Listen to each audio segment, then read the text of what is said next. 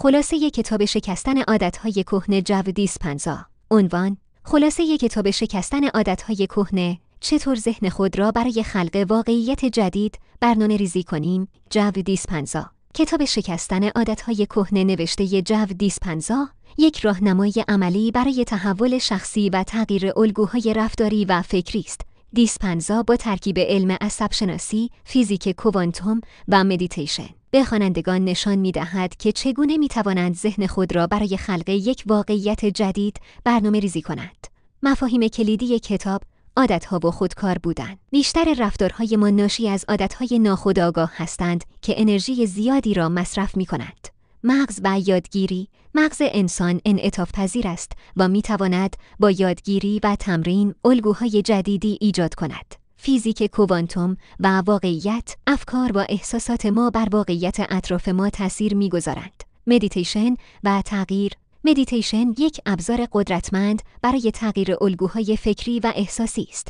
خلق واقعیت جدید با تمرکز بر روی یک تصویر واضح از آینده مورد نظر و تمرین مداوم می‌توان واقعیت جدیدی را خلق کرد. شکستن عادتهای کهنه. برای ایجاد تغییر باید الگوهای فکری و احساسی قدیمی را شناسایی و رها کرد. ایجاد یک خود جدید. با تغییر الگوهای فکری و رفتاری میتوان یک خود جدید و قدرتمندتر ایجاد کرد. ذهن و بدن به طور جدایی ناپذیری به هم مرتبط هستند و بر یکدیگر تأثیر میگذارند. تغییر انرژی. با تغییر افکار و احساسات میتوان انرژی بدن را تغییر داد و به سوی سلامتی و شادی هدایت کرد. فراتر از محدودیت‌ها، با رها کردن باورهای محدود کننده میتوان به پتانسیل واقعی خود دست یافت. روش‌های ارائه شده در کتاب: شناسایی و آگاهی از الگوهای فکری و رفتاری ناخودآگاه، تمرین مدیتیشن برای آرام کردن ذهن و ایجاد تمرکز،